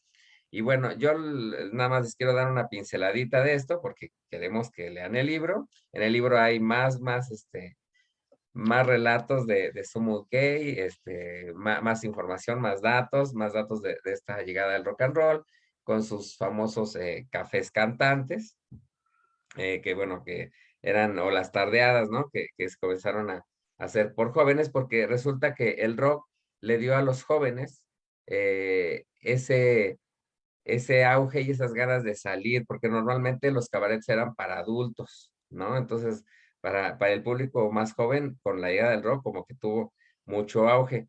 Y después en los 70s, bueno, llega la llegada de la discoteca, que también se narra en el artículo, que seguramente muchos de ustedes recordarán estas famosas discos. Y bueno, hasta ahí la dejamos y les agradezco mucho su atención. Muchas gracias, Yavin. Muchas gracias por este recorrido y a lo mejor muchos de nosotros ya no vivimos eso. Todavía yo viví las tardeadas del rock and roll, todavía, ¿no? Y de alguna manera nos hace recordar en Al Son de la Noche, vida nocturna en la Ciudad de México. Fíjense, no sé, yo vivo muy cerca de un pueblo en Coyoacán que se llama La Candelaria. Y ya está, hace rato salí y ya División del Norte y Pacífico ya está en la feria, va a haber baile, ya los cohetes ya empezaron, ¿no? Y cómo las fiestas religiosas se vuelven parte de nuestra cotidianidad, seamos o no participantes activos. Y de eso nos habla Itzel Magaña Ocaña en su texto, pero se va allá donde vive, San Miguel de Allende y algunas de sus fiestas religiosas, rememoración de tradiciones, costumbres y creencias antiguas, y también está aquí en el Zoom, en esta transmisión, para hablarnos sobre su texto. Querida Itzel, tienes la palabra. Muchas gracias, pues muchas gracias a todos, un gusto de verlos y muchas gracias por la invitación para estar aquí. Ahora sí van a ver como que un cambio respecto al tema, a los temas anteriores, porque bueno, primero yo me voy a ir de la ciudad un poco al campo, digamos, o a los pueblos, a la historia de los pueblos, que esto no solo lo tiene el pueblo del que yo me voy a encargar, que es San Miguel de Allende, que ya no es pueblo en sí, ya es una ciudad medianita, digamos, ha tenido muchísimos cambios, pero es muy interesante, digamos, como parte de la cohesión que todavía tiene este pueblo, tiene que ver con sus tradiciones, con con las fiestas religiosas de las que hablaba Aurea, ¿no? Y bueno, yo hago énfasis en 3 fiestas, pero todo esto deriva de que yo hice un viaje aquí a San Miguel y me tocó ver la representación de la Semana Santa. Entonces yo quedé realmente impresionada y admirada por esta forma del pueblo mexicano de ser tan religioso y demás. Eso siempre me ha llamado mucho la atención. Entonces yo encuentro que, bueno, primero encuentro que hay ciertos personajes en San Miguel que se han dedicado a preservar las tradiciones. Uno de ellos es un señor que se llamó Félix Luna y yo tuve contacto con su hijo. Él me platicó que su papá había hecho un libro justamente con esta idea de ir recuperando las tradiciones, que no se perdieran, que se quedaran escritas y demás. Y entonces yo hago un análisis de si se seguían o no practicando, ¿no? Y un poco la problemática que yo encontré es que a raíz de la pandemia, todas estas fiestas se quedaron suspendidas por completo. Y entonces estaba el peligro de que todo eso se perdiera, ¿no? O sea, que toda esta memoria quedara en el olvido. Entonces, bueno, me tuve que ir a ver quiénes habían estudiado las fiestas, qué historiadores se habían interesado por las fiestas. Y ahí yo encontré 2 historiadores muy importantes. Uno es Roger Chartier. Roger Chartier es un francés. Él fue el primero que se le ocurrió estudiar las fiestas. Y él dijo, bueno, en el antiguo régimen en Francia había unas fiestas y él fue el primero que quiso pues, hacer esa historia, ¿no? Y entonces estudió el carnaval. Él fue como el pionero en esto y luego a México hubo quienes siguieron este caminito y una de ellas fue la doctora Pilar Gonzalvo. Pilar Gonzalvo es una estudiosa de la Nueva España y precisamente de la vida cotidiana. A ella le interesa mucho esto y entonces yo dije, bueno, pues puedo estudiar San Miguel de Allende, pero hoy, ¿no? Para ver, mi interés es un poco ver cuáles son las reminiscencias del pasado. O sea, de qué manera en estas fiestas religiosas se evoca, hay algunos elementos que todavía se pueden observar del pasado prehispánico o del pasado colonial.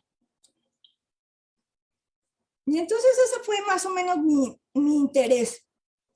Y por eso la llamo rememoración de tradiciones, de costumbres y de creencias antiguas.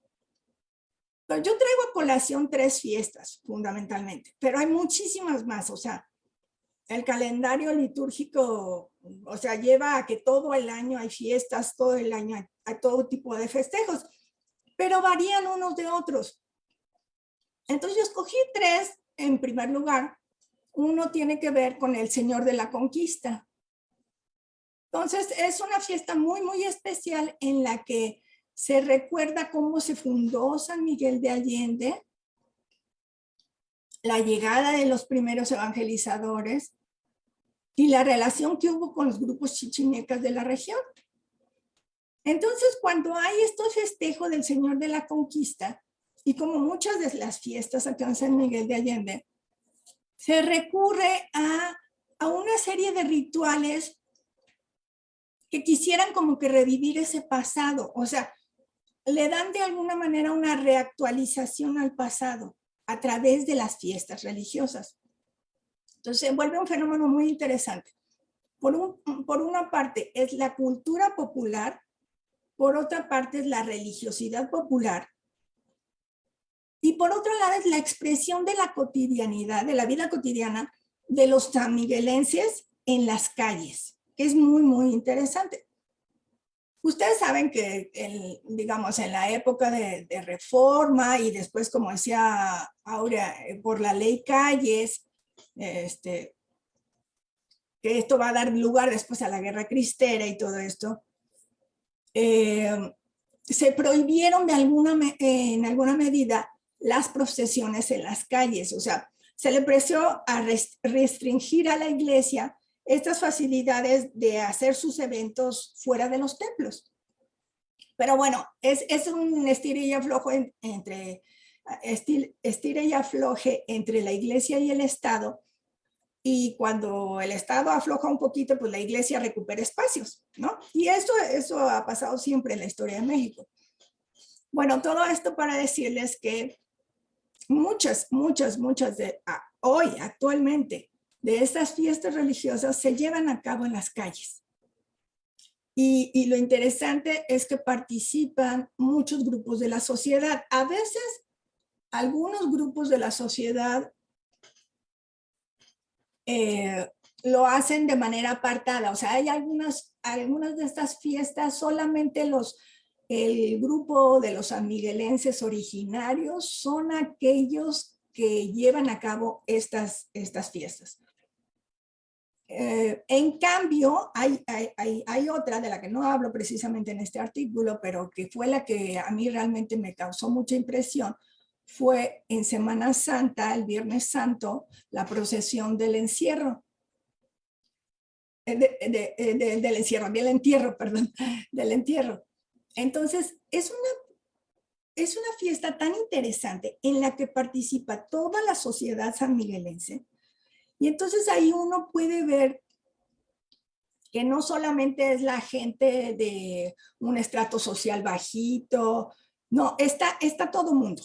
Todo mundo tiene un lugar, un rol que jugar ese día, un motivo de participación, y de lo que habla es de una religiosidad muy profunda del pueblo mexicano, que es lo que a mí me interesa recalcar. En este caso se ve un orgullo de participar en la ceremonia, con un gran respeto, con un gran silencio. Todos están tomando parte de ese evento.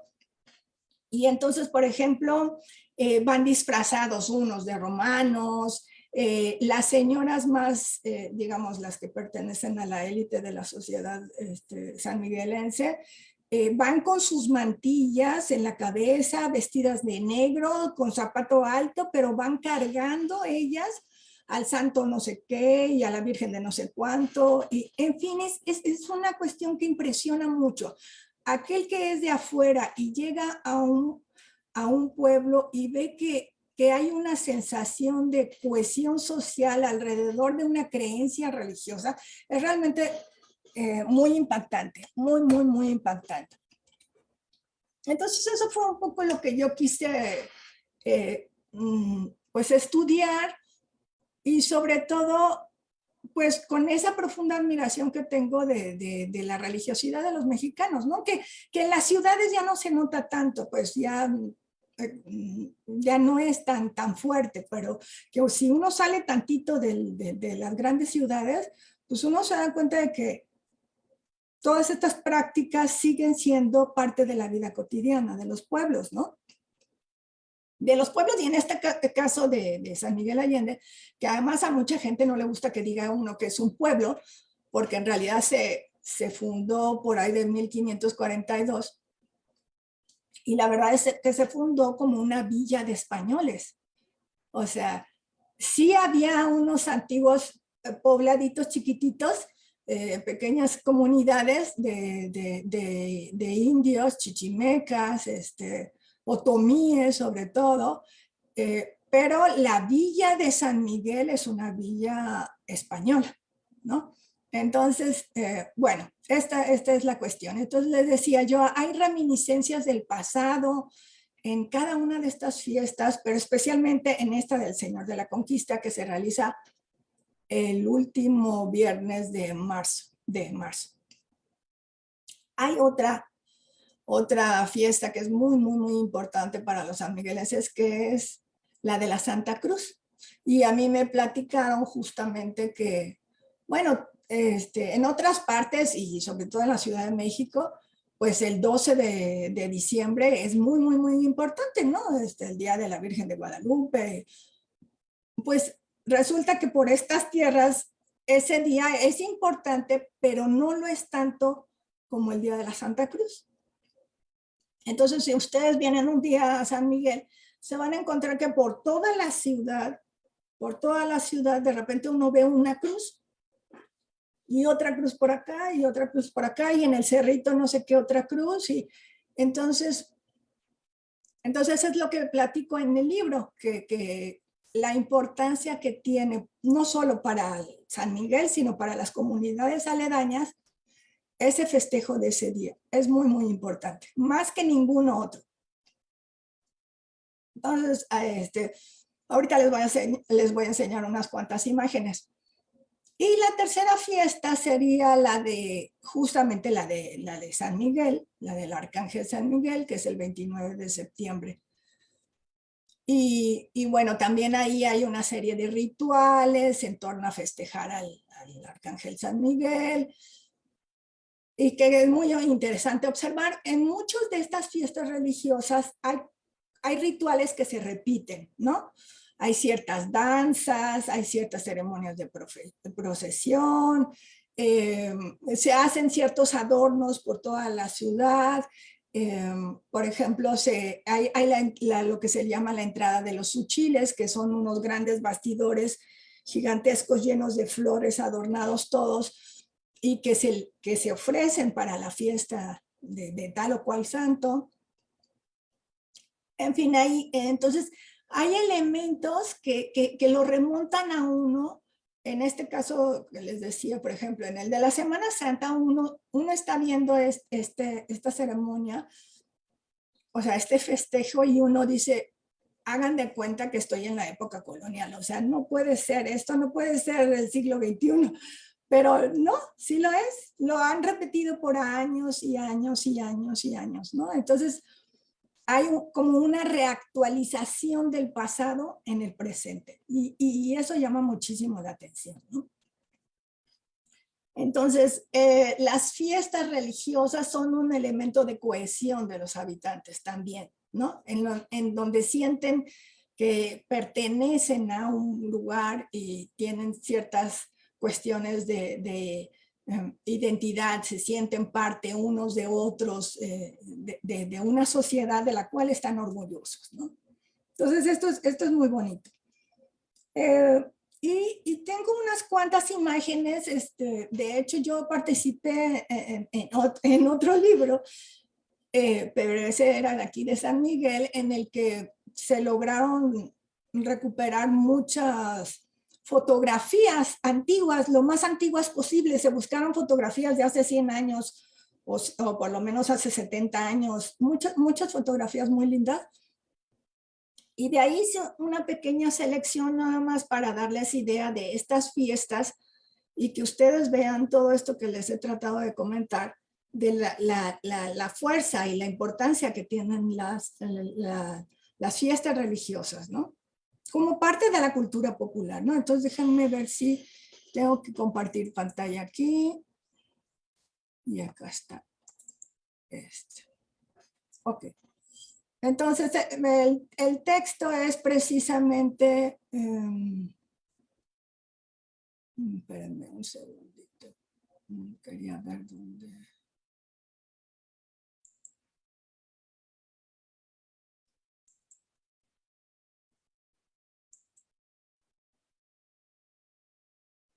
Entonces, justamente así se llama mi texto, San Miguel de Allende y algunas de sus fiestas religiosas.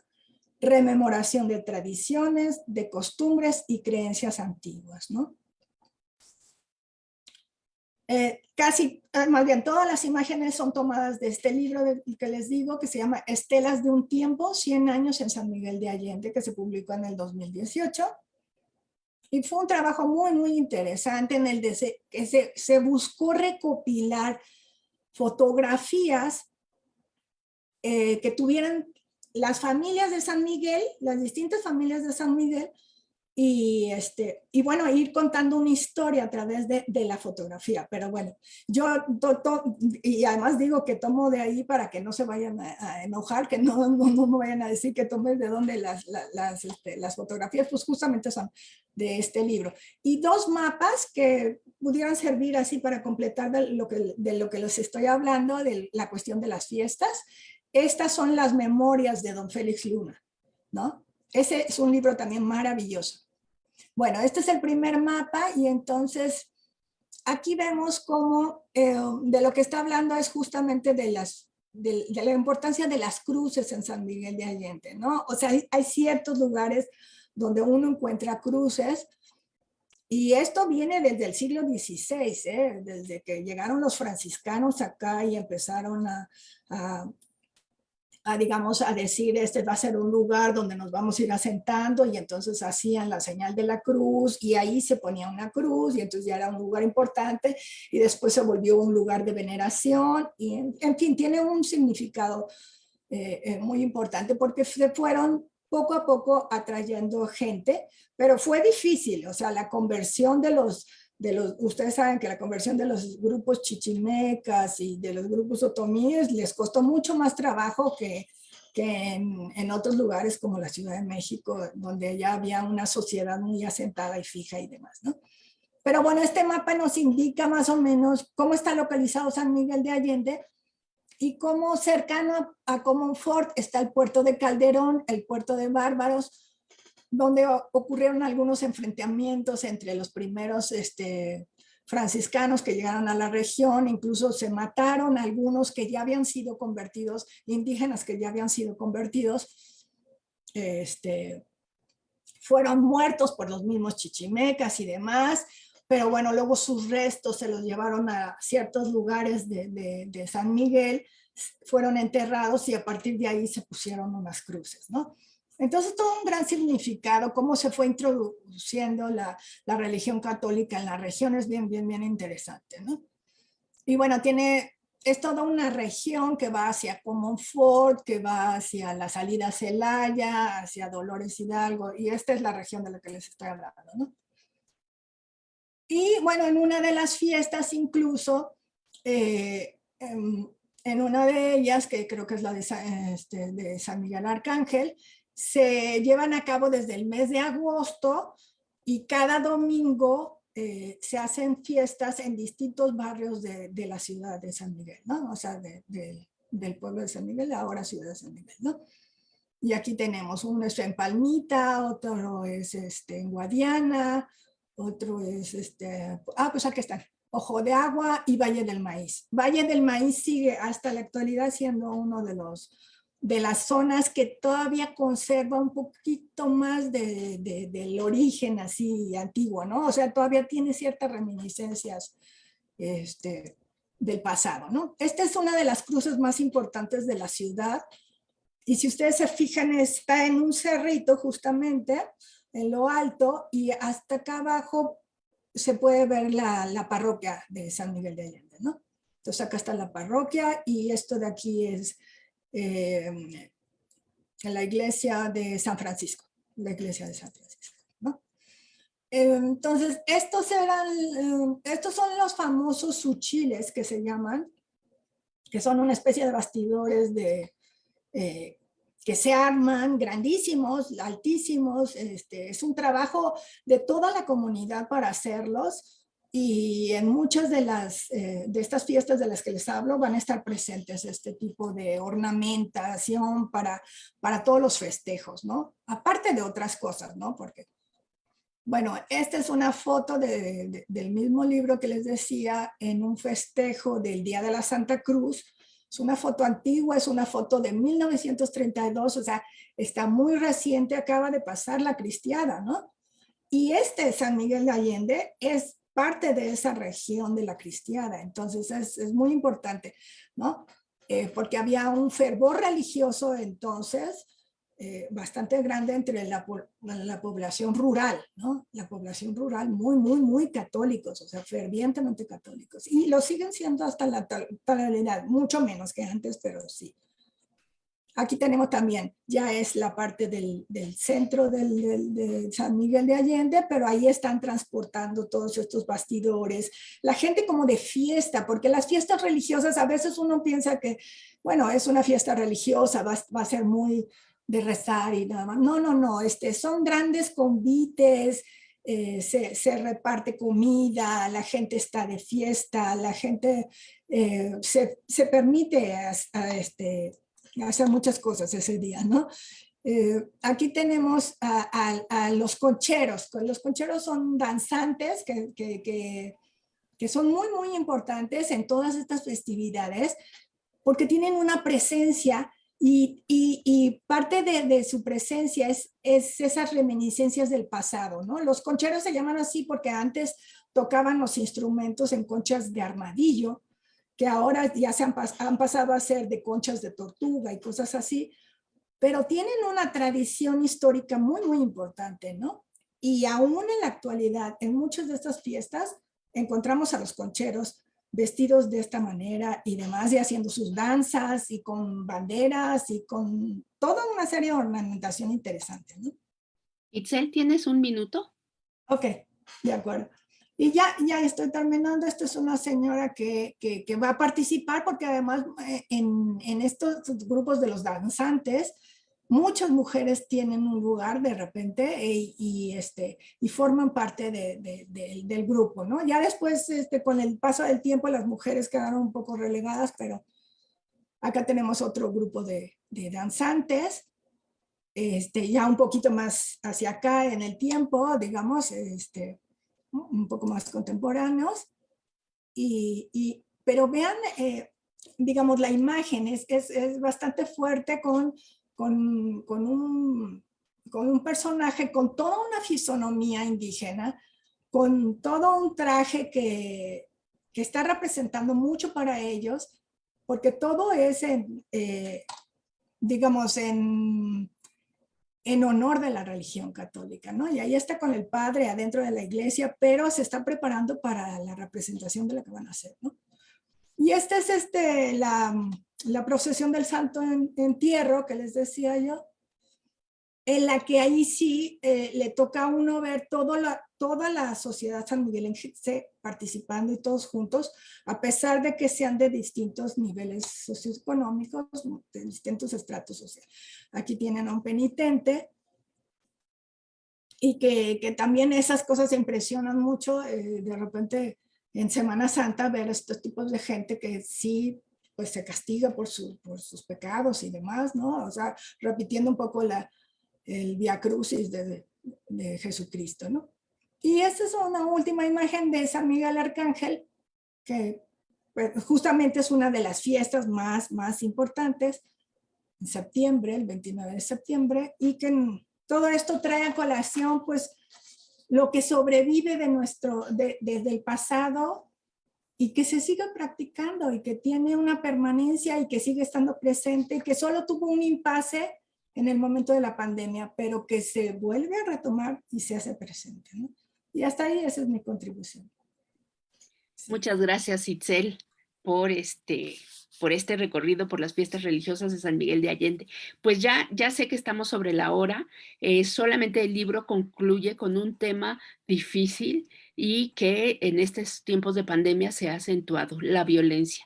Flor de María Balboa Reina, también otra de nuestros miembros más queridos, escribe Feminismo, Cosificación y Fetichismo, en un texto en donde pone el dedo en la llaga en torno a esta cuestión de la violencia en contra de las mujeres y más en tiempos pandémicos. Pues esa sería nuestra presentación, Napoleón, con todo gusto, y estamos abiertos aquí a las preguntas. Al contrario, muchísimas gracias. Y bueno, vemos que pues el material da para mucho, ¿no? Da para mucho, para mucho análisis, mucho intercambio, mucha contribución. Por ahí habían algunas preguntas por parte de algunos compañeros del público. Creo que sí nos da tiempo de recuperar algunas. No sé si está por ahí el compañero Francisco Javier. Por ahí nos hacía algún comentario respecto a, bueno, a ver, no sé si él está para que lo podamos recuperar directamente así también el compañero Ulises Ortega. Si están, pueden abrir sus micrófonos para, pues, para hacer directamente las preguntas. Bueno, por la cuestión del tiempo, creo que serían las únicas preguntas que podríamos recuperar. No sé si estén Francisco Javier, Ulises. Sí, servidor, profesor Napoleón. Buenas tardes. Okay. Adelante, Francisco. Sí. Buenas tardes, doctores y doctoras. Gracias por compartirnos su experiencia en la elaboración y obviamente el trabajo arduo en este libro. A mí me surge una pequeña intriga, nada más para hacerla así general. ¿Han cambiado? Bueno, la pregunta es muy directa, ¿no? ¿Han cambiado las formas de narrar o escribir la historia de la vida cotidiana en el siglo XXI a comparación de lo que trabajaron ustedes en los otros 2 siglos? En caso de sí, serían cómo, cuáles han sido específicamente, y en caso de no, ¿por qué? No sé si se entiende la pregunta o quieren que les contextualice un poco, doctores, doctora. No sé si alguien quiera responder o que necesite más contexto. José Luis.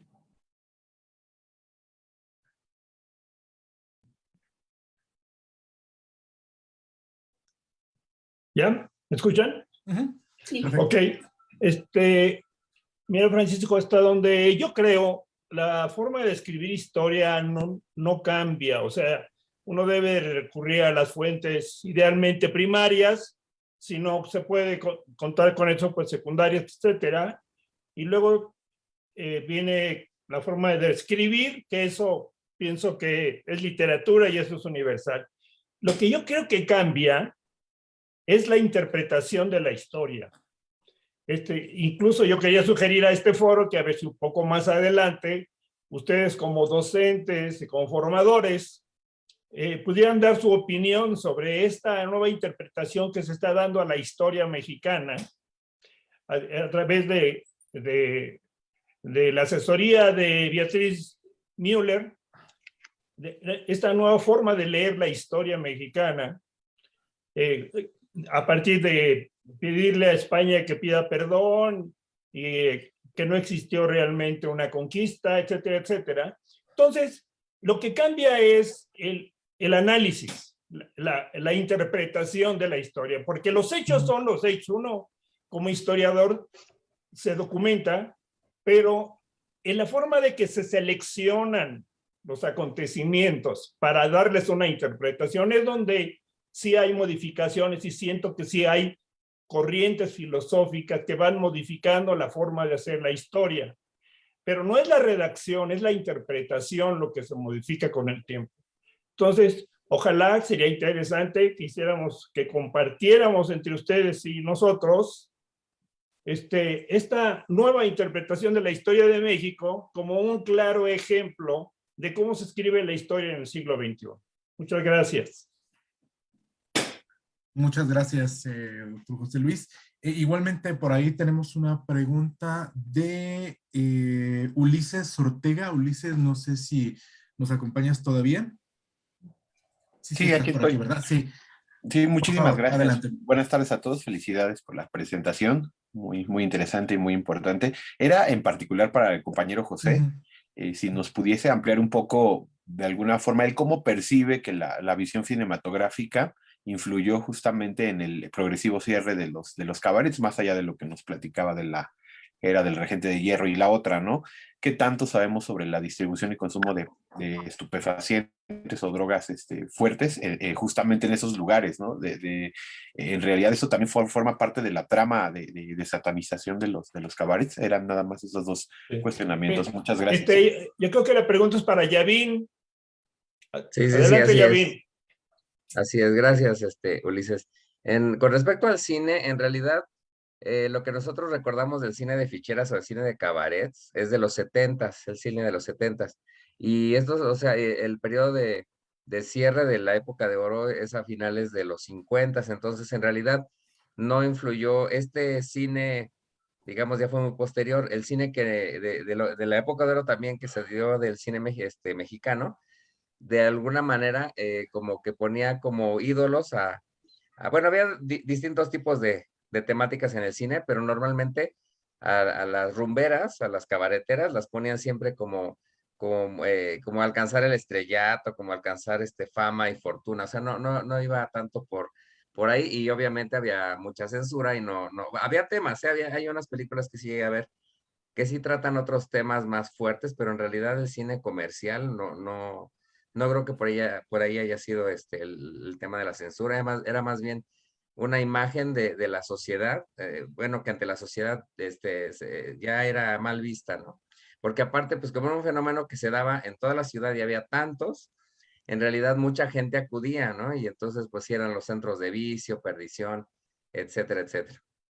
Y bueno, sí, definitivamente la llegada de Ernesto Peruchurtu, el regente de Hierro, sí fue parejo con todos y obviamente pues con los cabarets pues un poco más fuerte porque eran los que más sabía, ¿no?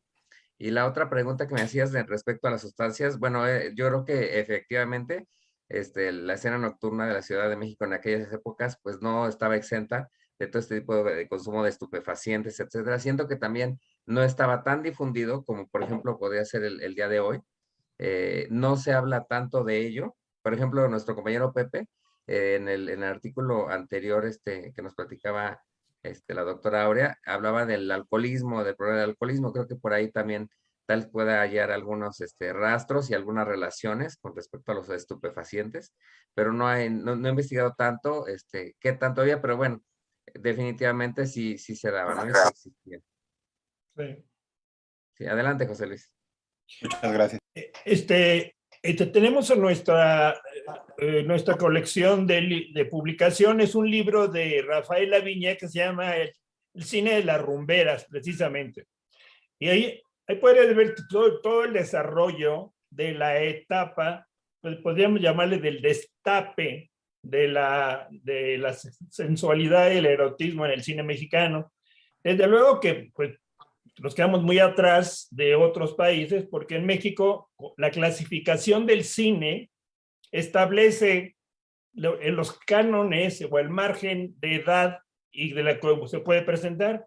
Ahí precisamente Rafa Viña nos habla mucho del la primer censura que hubo a un desnudo de Meche Barba, precisamente en el cine mexicano, que fue censurado, y a partir de ese muchas películas de esa época se censuraron. Incluso hay de algunas películas que hay dos versiones de la mujer, el santo contra las mujeres vampiro, me parece hay dos versiones, una con desnudos y una sin desnudos para circulación nacional. Entonces, que ha habido censura, desde luego, y mucho de la censura viene oficialmente a través de la clasificación de A, B, C y D que existen en el cine nacional.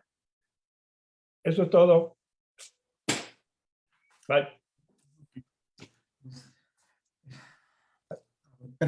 Bueno, muchísimas gracias. Y bueno, para efectos de cerrar el evento del día de hoy, le damos la palabra a nuestro compañero Omar de la Rosa López, quien nos va a anunciar las próximas mesas que tendremos como red. Omar, adelante. Sí, muchas gracias, muy rápido. Ya tenemos confirmadas 2 mesas posteriores. La del 21 de febrero, que es lunes. Tenemos la participación del doctor Juan Martín López Calva.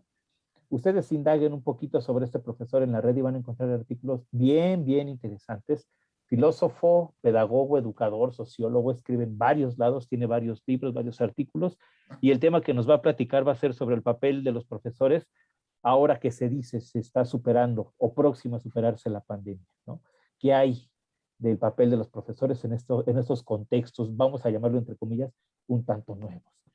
Y para el 7 de marzo tenemos la participación, la mesa se va a llamar, espérenme, recuerdo el nombre, es Experiencias pedagógicas en el ámbito de la educación rural. Experiencias pedagógicas en el ámbito de la educación rural. Compañeros de México, Argentina y Uruguay van a compartir lo que están haciendo respectivamente en sus lugares de ejercicio profesional, de ejercicio docente, por supuesto en los contextos rurales en Latinoamérica. Ahí están las mesas, ya les estaremos anunciando, por supuesto, por las redes, por nuestras redes sociales comunes. Mientras tanto, pues les agradecemos muchísimo hayan estado con nosotros el día de hoy.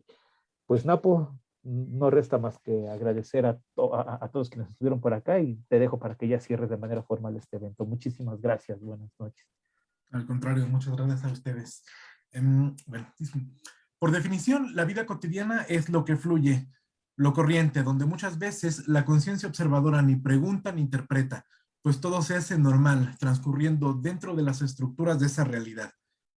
Por lo tanto, marca los sujetos, facultándolos directa e indirectamente para desempeñar las acciones a través de las experiencias que se comparten. Aquí es importante señalar que para comprender la vida cotidiana, los estudios sobre historia local son muy valiosos, porque son fuentes que reconstruyen los hechos y procesos sociales estudiados a través de la microhistoria, sobre la base del encuentro de las ciencias sociales y humanas, lo cual es importante porque nos crea mayor identidad cultural para ir construyendo la realidad cotidiana que día a día nos identifica como pueblos y naciones. Esto es parte del trabajo que realiza la Asociación Palabra de Clio, quien ha tenido a bien presentarnos el día de hoy parte de su trabajo y para quien pedimos un aplauso a modo de reconocimiento como parte de la presentación realizada el día de hoy.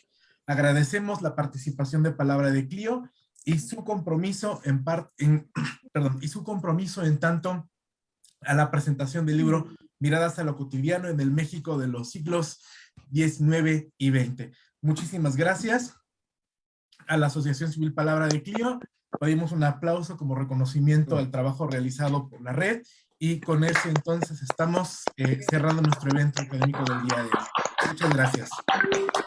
Y cerrando nuestra primera mesa del año.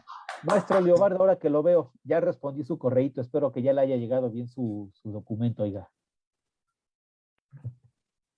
Bueno, ahora sí, muy feliz noche a todos. Muchísimas gracias. Muchísimas gracias. Nos vemos, Paco Novoa, Naún, en fin, todos quienes ya forman parte de esta familia de la red. Muchas gracias. Dejo de grabar. Hasta luego. Dejo de grabar, Napo. Sí, también acá. Y se detiene la transmisión en Facebook.